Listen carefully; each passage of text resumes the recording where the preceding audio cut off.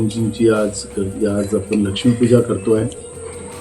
लक्ष्मी माता साक्षात प्रत्येकाच्या घरी जातं आणि सगळ्यांना आशीर्वाद देते. अशाच पद्धतीचं आम्ही सगळेजण मनोभावाने महालक्ष्मीची पूजा करतोय. हा शेतकरी हा महत्त्वाचा जो विषय आपण या ठिकाणी उपस्थित केला. शेतकऱ्याच्या जीवनात कष्टच आहे, मेहनत आहे.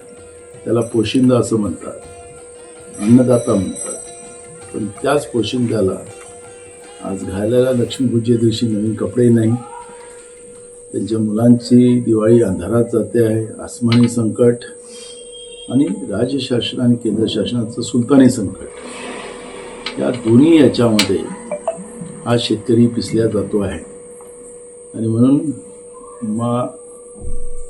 लक्ष्मीला माझं साकडं असं आहे की जे 18 विश्व दारिद्र्य शेतकऱ्यांच्या जीवनात लागलेलं आहे, यांच्या जीवनातून 18 विश्व दारिद्र्य दूर कर, सगळ्यांच्या घरात सुख आणि धन संपत्ती नांदू दे, अशा पद्धतीची साकडं मी आज महालक्ष्मीजींना घातलेलं आहे.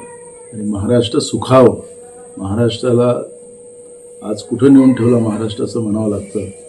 महाराष्ट्र हा महाराष्ट्रासारखा स्वाभिमान छत्रपती शिवाजी महाराजांचा आणि शाहू फुले आंबेडकरांच्या विचाराचा हा महाराष्ट्र कायम राहावा, अशा पद्धतीची विनंती मी महालक्ष्मीच्या दर्शी केली. एबीपी माझा, उघडा डोळे बघा नीट.